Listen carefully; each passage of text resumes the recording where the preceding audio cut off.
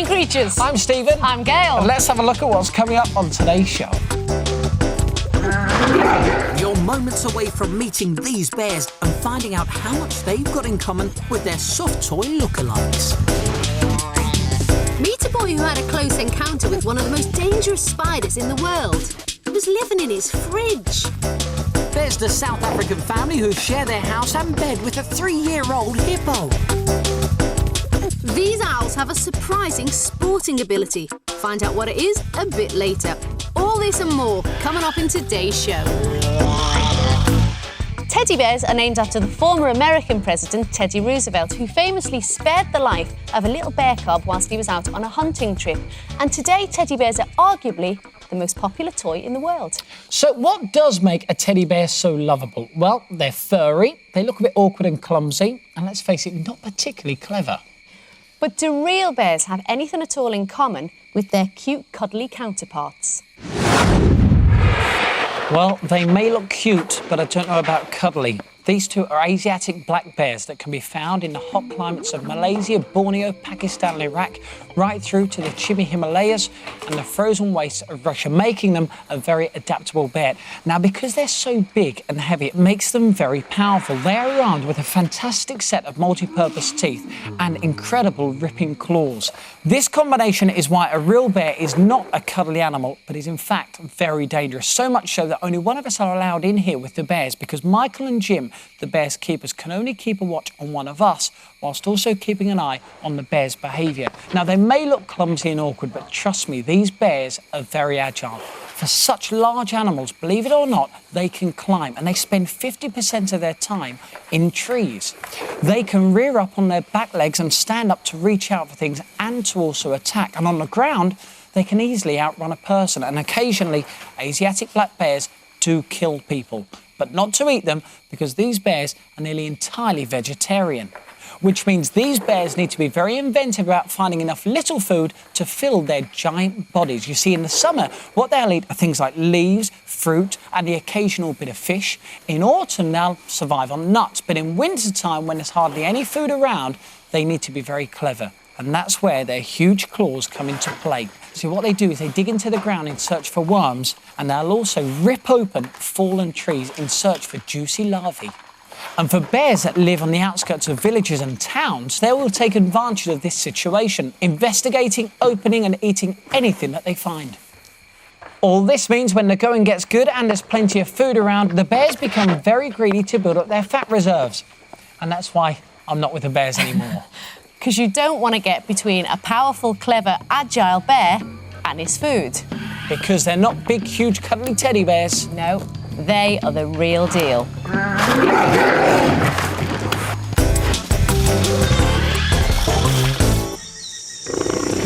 This is 11-year-old Edward Cooper. How are you, Edward? Fine, thanks. Good man. Now, last year he had a brilliant but potentially deadly encounter with a very unusual, brilliant creature.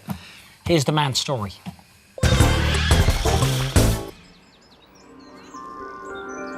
It was Wednesday at about 3:30 and Edward and his sister Sophie had just got back from school.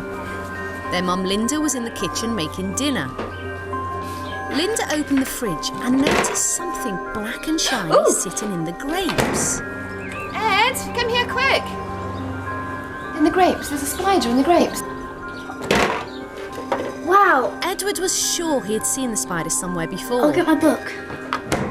Edward returned with his book on poisonous animals, and there it was, confirmation they had a black widow spider in the fridge. I think you're right.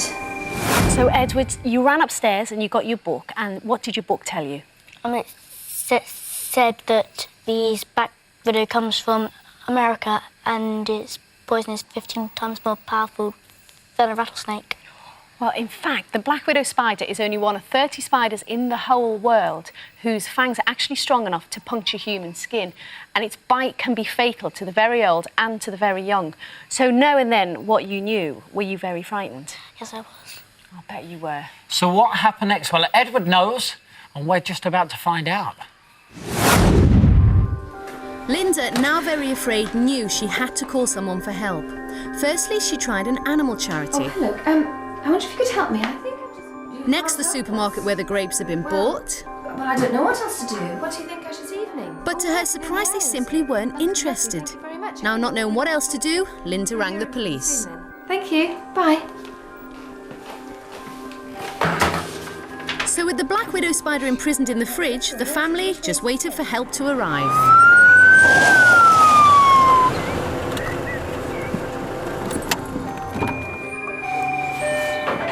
Hi, Mrs. Cooper. Yes. Hi, John Snelling, Dorset Police. Lovely, thank you. Come on in. Come on in. PC John Snelling arrived and asked the family to leave the house for their own safety.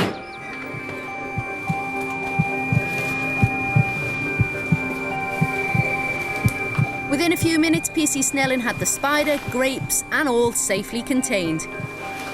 He carefully transferred the spider to a sealed tub to prevent it escaping. OK, guys, it's safe to come in now. You were right, Edward. That is a highly poisonous black widow spider. I've got to say, it's such an incredible story, it really is. Now, John, what happened after you captured the spider? Initially that night, I actually took it home, where it spent the night with me. The following day, I took it to work at the police station, where it caused a great deal of excitement. Then I set about trying to actually rehome it. Got in touch with London Zoo, who were really quite pleased to take on a specimen, and I believe it's still there to this day on, Pride of Place on show. Wow. Now, have a look at this, right? This is another black widow spider, and safely it's in that tank there, so it can't get to us. But what shocks me is that it just looks like an ordinary spider that you would see running around your house or anything like Absolutely, that. Yet it's so dangerous and so tiny. Sure. What would happen if it got out and bit someone? Initially, you would feel just a very, very sharp little pinprick. Then within a couple of hours, a couple of small pimples might show, and then there would be seriously excruciating pain. Probably a couple of days after that, you would get muscle spasms, sweating, vomiting, and be in quite a serious condition. And what could be done if you've been bitten? You would need immediate sort of hospitalisation and ideally some sort of anti-venom. Unreal. John, thank you so much for coming in. Pleasure. And Edward, thank you as well. Yeah, thanks, guys. And I think we'd all agree that Edward has had a very lucky escape.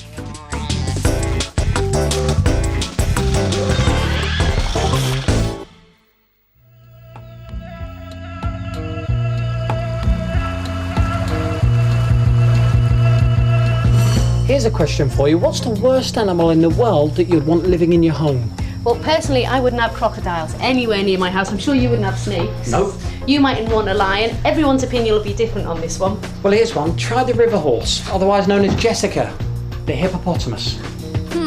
Not the ideal house guest, but here in South Africa, Tony and Elsa Joubert and their dog have been sharing their lives with a hippo for 3 years. When fully grown, she'll be amongst the largest creatures on Earth, weigh over 3,000 kilograms with teeth half a metre in length, and will be able to outrun most people. Now, this creature can bite a fully grown crocodile in half and causes lots of human deaths every year, so we weren't quite sure what to expect when we met her. Feel her skin. Oh! But she seemed incredibly tame and friendly. Like a cookies. Look at that. So how did you find Jessica? I was busy working in the garden. Oh, hello. And here she is. yes. Hello, come swing, She gave me a bit of a shock then. Hello. Swing. In the corner of my eye, I saw a movement, and I realized it was a little hippo. And I promise you, it was so small. Really? Yeah, So about that long. Unfortunately for her, there's a bridge between us and her mother. And her mother was lying on the other side of the bridge, and I think the current took her away and the dirty water, that the mother couldn't see it. We had to get hold of this thing because it was just after the floods and the current was quite strong. If we hadn't picked her up, she would have died within 24 hours. Crocodile or drowning. But 3 years later, Jessica's much bigger and a bit of a handful. Suddenly, Jessica bolted and barged into one of the crew. And out of the water, she looked huge. go. Gail, come along. Tony reassured me Jessica wouldn't hurt me, so I plucked up the courage to help with the morning drinks. We give her 4 litres at a go, but she can take much more if she has to. Sit down. Good hippo. Living about a mile downriver are a group of wild hippos. Tony and Elsa drove us up to see them, as it's possible that one day Jessica will join the group. Now, knowing how dangerous wild hippos can be, we were both really nervous. It is like a... Listen. We could hear hippo grunts all around us, but we couldn't see them. You got a bit of a fright now. That was just a little hippo calf, little baby, was lying behind those branches there. If you came down here quietly and you walk right up to him and you surprise him, then you might have your problem. You see? Okay. But we were whistling and hitting sticks, so they heard us coming. Oh, that's why he gave way and... That's why you were doing it? Exactly. So we got the baby back into That's the water. why. Looking for an escape route. If anything comes off that water, out that water, I'll be up there.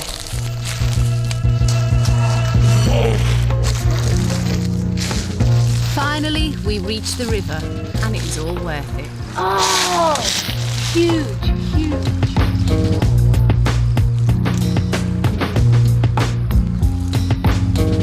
So what does the future hold for Jessica? Well, she's already got a couple of wild hippo friends. Well, she's got 2 boyfriends visiting her at the moment, so she's settling down very well. Hopefully one day Jessica will go back to the wild and even have babies of her own. But for the time being, she's very happy right where she is. We've built up a bond, which I've never felt with any human being or animal. There's absolute trust between me and Jessica. I've never felt that sort of trust before.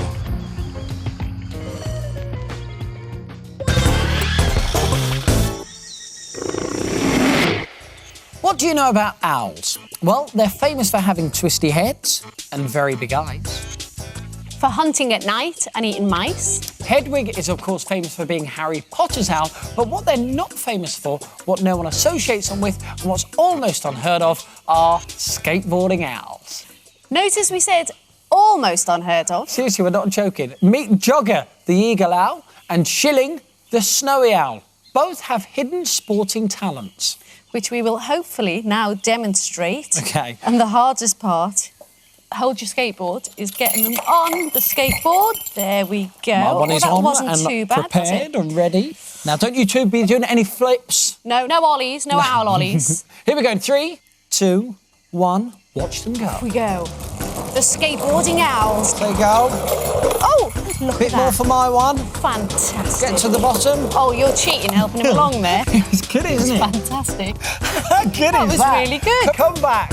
Mine Here he stayed comes. on. Now, this guy here is Chris Jones from the Independent Birds of Prey Centre in Stourbridge. How you doing? You all right? Fine, thanks, great. What is the history behind this? How did it all start? Well, we was going to a county park one day and we opened the doors to the van to get set up. Jogger flew straight out, straight onto a child's skateboard. That was it. He was hooked. He's been there ever since. So you haven't had to train them to do this? Well, actually, you don't have to train birds of prey, but if they like doing something, you can add to it as we have done today. Just keep playing with them. Oh, Shilling's had enough. Look, he wants to have another go. That's what it is. He's up the top of the ramp. He's back. Well, listen, I think it's fantastic. Thank you so much. You're only going to see this on Brilliant Creatures, aren't you, huh? Thanks a lot, Chris. You're welcome. Speed freak. So, come on, have you seen my dove? No, not for ages. No. Anyway, that's the end of today's show. But for more information on anything you've seen, then check out the Brilliant Creatures website. The address is on your screens now. And we'll see you soon where you can meet more of the world's most brilliant creatures. Bye. Goodbye. See ya.